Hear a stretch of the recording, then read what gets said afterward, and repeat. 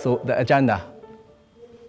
First of all, the motivation regarding this work, and then followed by the LDM and the ATSC 3.0 SFN.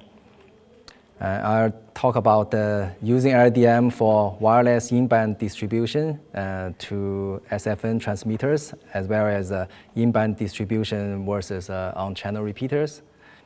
And followed by the implementation challenges and potential future extensions, and finalize with conclusions. So as we know that mobile and handheld service are getting increasingly important for the future broadcast service. And so delivering robust mobile service to indoor and handheld service are always challenging due to the big reduction of the penetration loss. And for good mobile service quality of experience, single frequency network are very needed. And also studio to transmission links are required to feed all transmitters. That's the preliminary requirement for the SFN. So for the SFN with STL, and this shows the basic diagram. So we have the delivery network, and with STL, the traditional STL are mostly either optical or microwave based. So they are both not cost effective. So the dedicated microwave links is also is spectrum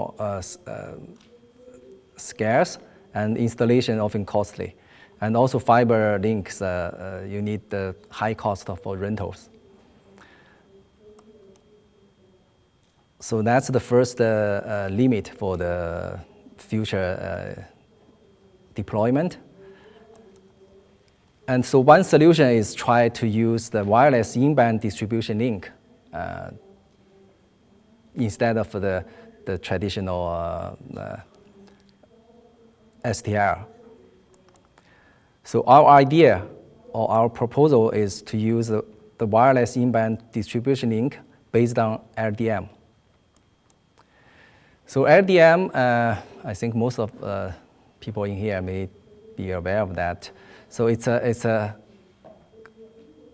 power-based multiplexing methodology in parallel with TDM and FDM. So the basic idea is to use the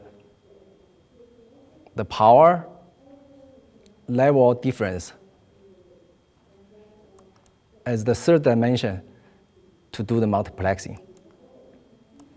So I keep it simple. So yeah, that's the idea of LDM. For the receiving side, we use the signal processing technologies to separate the different layers. Usually it's a successive signal cancellation side. So in that way, you do the signal processing to separate, for example, these two layers. So basically, LDM is a non-orthogonal multiplexing technology, and it's one RF channel multiplex, multiple service, and different characteristics. So we usually take the robust mobile handheld service into the core layer, and high throughput fixed service in the enhancement layer. So by configuring with injection level and with multiple, not limited with 2 layers, we can do a lot of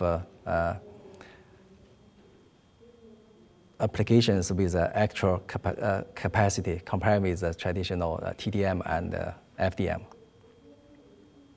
And also with the advanced video coding technology, such as scalable video, HVC, and the statistical multiplexing technique.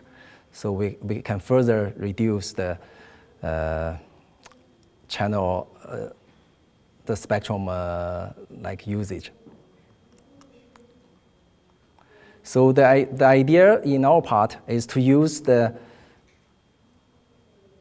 ER, like enhancement layer for wireless in-band distribution link, and as part of SFN transmitters. So here it shows the idea. So traditionally, for example, here the diagram here is two-layer LDM with a robust mobile service on top and a fixed high data rate service at the bottom. So our idea is to use partial fixed service as the in-band distribution link. So in that way, it can reduce the cost for the in-band direction link or the STL side. So the diagram shows the single frequency network with IDR.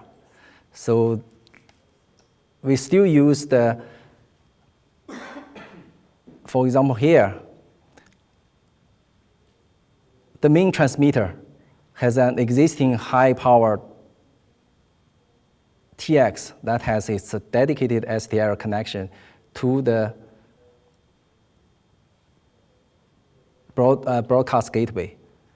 But the secondary SFN TX, for example here, there are 3 towers to consist of the secondary SFN. They all receive the STL as part of its extended layer inside. So in that way, we can also use the high gain RX antenna and high order of modulation and high coding rate to improve the IDR spectrum efficiency. So basically, we did some characterizations. Because of the induction of the IDR into the fixed service, and there are like capacity loss incurred. So we did some calculation, and I'll talk about it later.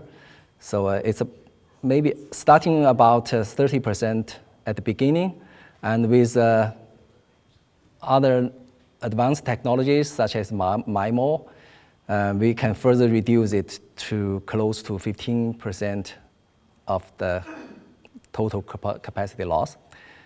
And so we predict that in further reduction can be maybe near to 10% of the total loss. In that way, it won't affect too much of the system.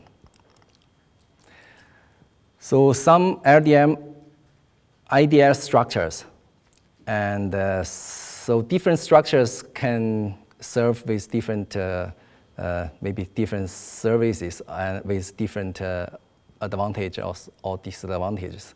So for example, the upper side 2 applications, they are backward compatible with the current ATSC 3.0. And also, on the right side, it can be used to allocate more power to backhaul, and with no need for core layer cancellation at the secondary reception, or the secondary relay transmitters. And for the idea, we can use the third layer as the distribution link to provide either mobile broadcast service or fixed broadcast service. In that way, the advantage for the third layer usage is the further use with more power, more spectrum efficiency. So people will talk about like why not on-channel repeater, or what's the difference of pros and cons with the in-band distribution link. So I think that major advantages for the in-band distribution is it's like full timing control and also the high SNR output to meet spectrum mask, as well as the multi-hop is viable for mesh network implementations compared with the on-channel repeaters. And the disadvantage is the capacity loss, but how big, it depends on the further applications. So on the contrary, for the on-channel repeaters, maybe some disadvantage is the no control on emission timing, and the output SNR always lower, and also multi-hop not viable. The good points are the no capacity reduction, and also can work with in-band distribution to complement each other. So some considerations are necessary for the IDR implementation. First of all is the timing and synchronization, because when you use the IDR as part of the extension layer, you incur the different delays, especially when you use the multi-hop applications. So that means that, for example, here, you use like 3 hops or three hops to distribute the SFN. In that way, at each, like for the last hop, for example, is time t, and for the second last hop, you need to reserve a certain time advance for the distribution. And furthermore, you need further advanced distribution to keep the timing and synchronization. But that creates a very good example for the mesh network, multi-hop mesh network as well. And you can also, here is an example of using if there are failure in one relay transmitter, you may have the capability for rerouting and failure recovery. Distribution challenges. Another challenge is we call it back loop problem. For example, here, for the distribution line, we intend to distribute this signal to the relay station, right? And in fact, the big problem is the relay station usually transmit the self signal to itself, and that causes a lot of interference for the system. So we call it like loopback interference, or it can be considered as a full duplex transmission. So to deal with this problem, some ideas can be used as, for example, the signal isolation ideas can be used, but in fact, it's not fully effective. In that way, we may consider the signal cancellation, the signal cancellation to cancel the loopback signal. But how good it would work, and we did some simulation for this application. So on the top figure, it's an MSE of residual noise relative to the loopback signal when the signal levels are variable from 0 to 30 dB. And the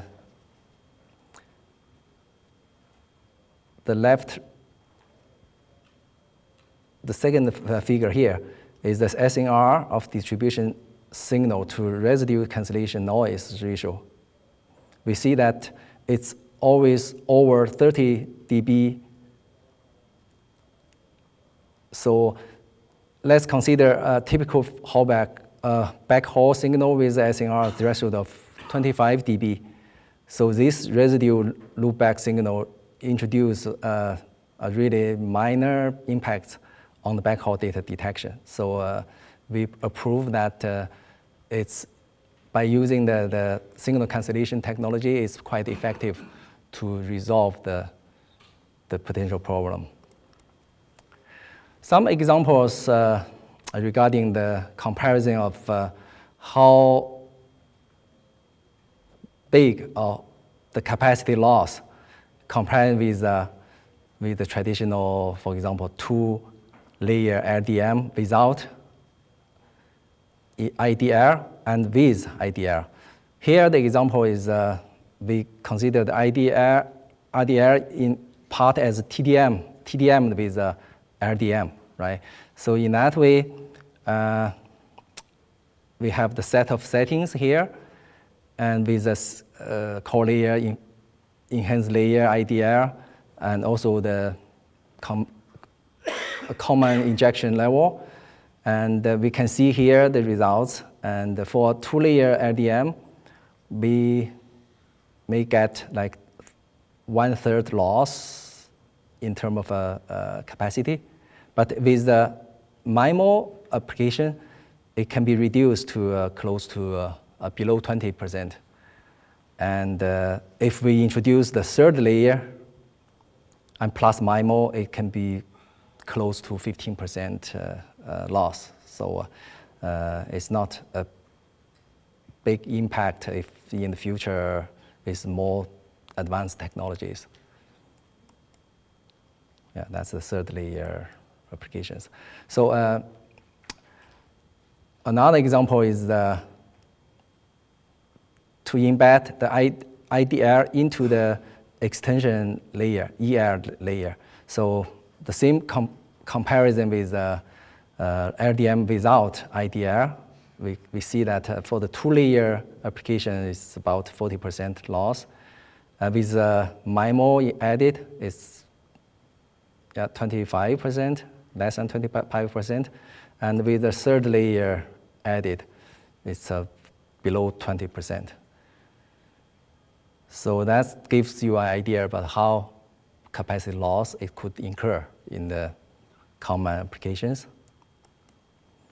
And comparison of the two different IDM with TDM or with ER embedded with IDR. So they're depending on the application scenarios. For example, the left side, you have advantage of maybe you are able to put more power in the IDR side, and also for the core layer, you don't have to do the cancellation, right? And for the right side, advantage is that you keep the mobile robot service capability unchanged. So that gives you some better depending on applications. So conclusion, and so we introduced that IDR and for the general SFN implementation with full SFN timing control, and also SFN transmitters have high SNR output to meet RF spectrum mask regulation. And it also brings the capability of a multi-hop mesh network. And so the disadvantage is the portion of RF in-band broadcast capability is used, right? But depending on the application. So, and also with advanced technologies, we can think about that the broadcast capability reduction may be controlled and to below 10%. So IDR can also be used to distribute non-broadcast service data for example, the IoT, connected car, drone control, etc. So that's the end of the presentation. Thank you very much.